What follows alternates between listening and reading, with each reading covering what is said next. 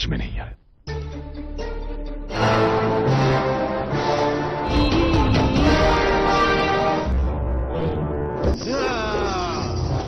Selamat datang di studio bocor kami. Studio tempatmu mendapatkan bocoran film sampai tuntas. Film India kali ini berjudul Puli.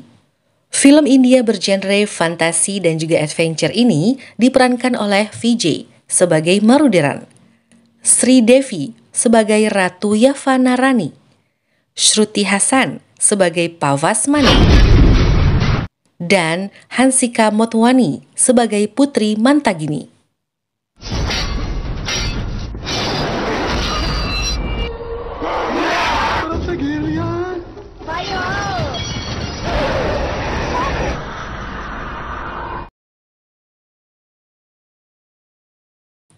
Sebuah narasi di awal bercerita tentang kekuatan dan kekejaman bangsa Vedalam.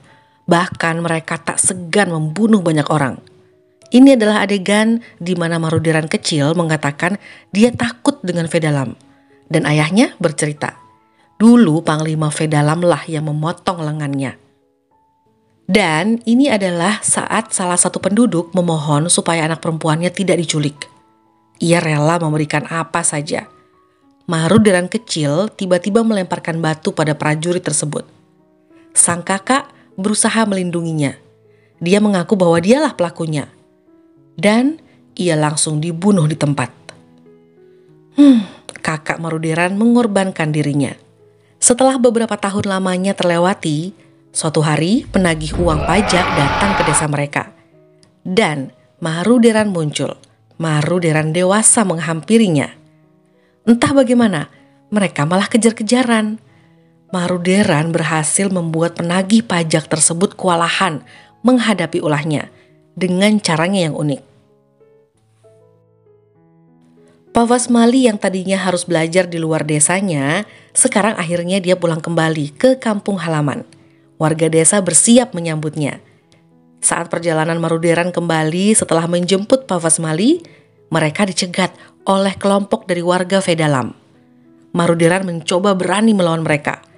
Dia bertarung melawan 4 orang sekaligus. Nah, di sini kita belum diceritain dari mana keberanian dan juga kepintaran Maruderan ini untuk bertarung muncul. Tapi paling nggak kita lanjut dulu ke adegan berikutnya. Maruderan dan Pavasmali mulai dekat. Semakin hari semakin dekat. Dan Pavasmali akhirnya menangkap sinyal cinta dari Maruderan. Begitupun sebaliknya. Saat mereka sedang menghabiskan waktu bersama, tiba-tiba ada beberapa pasukan Vedalam muncul. Maruderan meminta Pavasmali untuk pulang. Dia yakin dia bisa menghadapinya sendirian. Saat Pavasmali pergi, dan saat itulah Maruderan bicara pada mereka, pada para pasukan Vedalam. Maruderan mengatakan, siapa yang menyuruh mereka menyamar sekarang? Sudah gak perlu lagi nyamar jadi orang Vedalam, karena dia belum membutuhkannya. Dan Maruderan kemudian berlalu. Ups, tunggu dulu. Berarti tadi adegan yang kita lihat saat Maruderan bertarung dengan beberapa orang Vedalam bisa jadi itu teman-temannya juga yang menyamar ya. Dan orang-orang kali ini yang Maruderan ajak bicara ternyata mereka adalah pasukan Vedalam beneran. Maruderan tidak mengetahuinya. Maruderan mendapat kabar dari warganya dan seekor burung yang bisa bicara. Wow!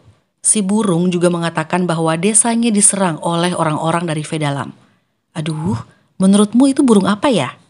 Saat ia kembali ke desanya, penduduk sudah dalam keadaan sedih dan berduka. Ditambah lagi ayah Pavasmali mengatakan bahwa Pavasmali diculik dan dibawa oleh kaum Vedalam. Dan adegan ini adalah saat detik-detik terakhir ayah Maruderan. Ayahnya diserang dan meninggal dunia. Malam harinya semua warga berkumpul. Maruderan menanyakan kepada mereka beberapa orang tentang pesan ayahnya. Karena sebelum meninggal, ayahnya sempat berbicara dan akan mengatakan sesuatu. Tapi apa itu? Tidak ada orang yang mengetahui ternyata. Salah satu dari mereka tiba-tiba datang memberitahu tentang obat yang ia buat. Obat yang bisa membuatnya menjadi kuat berkali-kali lipat, setara dengan kaum Vedalam. Namun kekuatan itu hanya ada selama 8 menit. Selanjutnya akan kembali menjadi manusia biasa. Lalu Maruderan mencobanya. Dan ya, terbukti. Dia bisa terbang. Dan tentu dengan kekuatan seperti inilah dia berharap bisa masuk ke benteng Vedalam dan juga menolong Pavasmali. Tapi sang kepala desa yang sekaligus ayah dari Pavasmali mengingatkan sesuatu ke Maruderan. Jadi dia mengatakan bahwa Maruderan harus mendatangi seseorang terlebih dahulu. Orang tersebut kira-kira berusia 180 tahun. Dan dialah orang yang mengetahui tentang rahasia kaum Vedalam. Kabarnya ada obat herbal yang setiap 5 tahun sekali dipasok ke Vedalam selama ini. Di pertengahan jalan Maruderan dan teman-temannya ke benteng Vedalam, mereka dicegat oleh sesuatu yang mengejutkan. Di hutan ini katanya harus bersiap menghadapi manusia siluman. Kuda Maruderan saja takut, dan mereka sama-sama merasakan ada yang mengintai. Maruderan lalu mencari makhluk tersebut. Tiba-tiba dia mendengar seperti ada orang yang ngajak bicara. Saat ia berusaha mencari sumber suara, ternyata sumbernya ada tepat di sampingnya, di dahan pohon. Para kurcaci inilah yang mencoba menghadang Maruderan dan kawan-kawan. Satu persatu mereka menghujam anak panah ke kepala Maruderan. Ia diam, tertegun melihat apa yang di depannya. Dan sudah ada beberapa anak panah bertengger di dahi Maruderan. Pelan-pelan, namun pasti, dia pingsan. Saat mereka sadarkan diri, ternyata mereka sudah dalam keadaan terikat, mulut ditutup. Dan mereka akan segera menerima hukuman. Karena kurcaci ini mengira Maruderan dan kawan-kawan adalah kaum Vedalam beneran. Padahal mereka dalam misi penyamaran untuk bisa masuk ke dalam benteng Vedalam. Sang Raja Kurcaci saat akan melakukan sesuatu, diingatkanlah oleh putrinya. Sang putri meminta pada ayahnya untuk membuka penutup mulut mereka bertiga. Ia meminta ayahnya memberi kesempatan untuk mendengarkan langsung siapakah mereka. Kemudian penutup mulut dilepas. Dan Maruderan mengatakan pada semua kurcaci ini bahwa mereka menyamar sebagai Vedalam. Nah, cara membuktikan apakah yang dikatakan Maruderan ini benar atau tidak, sang Raja Kurcaci meminta salah satu pasukannya mencabut gigi Maruderan. Dan ditemukanlah kejujuran. Oh my god, unik ya caranya. Akhirnya mereka bertiga dilepaskan. Bahkan Raja menanyakan mereka butuh bantuan apa. Maruderan mengatakan butuh bantuan untuk bisa diarahkan bertemu dengan Macakudan, seseorang yang mengetahui rahasia kaum Vedalam. Dan beruntungnya ternyata kurcaci ini mengenalnya. Mereka kemudian mengarahkan ke arah Gunung Siput, rumah Macakudan. Mereka memanggilnya. Pelan-pelan tiba-tiba ada kepala yang keluar dari tempat yang seperti rumah kecil milik kurcaci. Jadi Macakudan adalah kura-kura raksasa. Oke, dia meminta apa yang dia katakan itu harus ditulis karena itu adalah petunjuk untuk Maruderan. Lalu kura-kura ini segera kembali masuk. Teman-teman dari Maruderan semacam kesel karena dia gak ngerti sama sekali apa maksud dari kalimat petunjuk Macakudan ini. Dan tiba-tiba ia muncul kembali lalu mengeluarkan sesuatu dari mulutnya ke arah teman Maruderan tersebut. Mungkin dia jengkel karena mereka banyak bicara. Nah, Maruderan lalu berusaha dengan teliti mengikuti apa-apa saja yang dikatakan oleh sang Macakudan. Sampai di suatu tempat dia melihat ada lubang. Terus dia mencoba mempelajarinya. Sementara dua temannya sibuk mengomentarinya. Akhirnya Maruderan memutuskan mencoba memasukkan batu besar ini ke dalam lubang yang dia lihat. Setelah batu itu bergulir dan keluar lagi di tempat yang berbeda, dan terjadilah hal yang menakjubkan. Susunan batu tiba-tiba keluar perlahan dan menyambung di jurang. Mereka membentuk sebuah jembatan yang bisa dilewati. Sampai di seberang, mereka mulai mencari jalan lagi untuk menuju benteng Vedalam. Ternyata entah bagaimana syaratnya adalah harus menjilat kodok. Dan kodok hijau akan memberitahu arahnya. Astaga, ada kocaknya juga ya ceritanya ya. Teman Maruderan akhirnya berkorban menjilat kodok tersebut. Dan kodok itu memberitahu arah menuju benteng Vedalam. Saat beristirahat, tiba-tiba Maruderan mendengar suara teriakan perempuan. Ia menghampirinya. Dan tiba-tiba harimau kumbang datang menyerang. Maruderan lalu sibuk bertarung dengan harimau tersebut. Ia pun akhirnya berhasil mengusirnya. Di tengah dia sedang membantu wanita tersebut, segerombolan pasukan datang. Salah satu dari mereka menanyai, "Siapa kamu?" Ternyata yang Maruderan selamatkan adalah putri dari Vedalam. Dan orang yang bertanya adalah Panglima Vedalam. Ia lalu teringat kejadian saat ayahnya dipotong tangannya, saat kakaknya dibunuh. Akhirnya Maruderan mengatakan bahwa ia adalah anak dukun dari Kangini. Kemudian salah satu prajurit Vedalam akan mengembalikan senjata Maruderan. Tapi sang panglima mencegahnya karena ia berpikir buat apa anak dukun butuh senjata? Senjatanya tersebut diambil alih. Wow, jelas mereka bingung karena di kantong senjata itu ada botol yang terisi obat sakti untuk menjadikan mereka menjadi lebih kuat. Nah, karena mereka mengaku bahwa mereka adalah kaum dari Kangini yang membawa obat herbal untuk Vedalam, akhirnya mereka punya kesempatan masuk ke benteng mereka dan bertemu dengan Ratu Vedalam langsung. Sang ratu ini punya kekuatan berpindah tempat dengan cepat. Akhirnya membuat 3 sekawan ini sedikit grogi. Sang ratu mengatakan bahwa setiap tahun ada 3 orang yang meninggal dunia karena sebuah penyakit. Singkat ceritanya, mereka bertiga ini diterima dan dipersilahkan istirahat. Setelah 3 hari, mereka harus bisa menyembuhkan orang-orang yang sakit. Akhirnya, obat sakti berhasil kembali di tangan Maruderan. Itu karena kelihayan 3 kurcaci yang ikut terselip bersama mereka. Dan ini adalah saat Maruderan dan kawan-kawan bersantai di taman kerajaan, berpapasan dengan sang putri. Tapi tiba-tiba raksasa bermata satu muncul semacam ingin merusak suasana. Tentunya Maruderan dan kawan-kawan terkejut dan takut.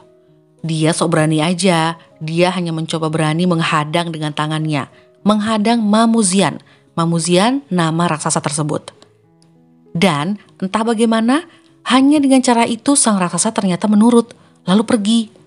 Ratu dan Panglima melihat kejadian tersebut heran. Bahkan Maruderan pun heran. Oke, kita langsung menuju ke adegan selanjutnya. Maruderan dan teman-temannya sedang berdiskusi dan mencari tahu di mana Pavasmali berada. Lagi-lagi mereka harus menjilat kodok hijau. Dan bisa-bisanya salah satu dari mereka bilang, "Anggap aja kamu sedang menjilat acarmin." Oh my god.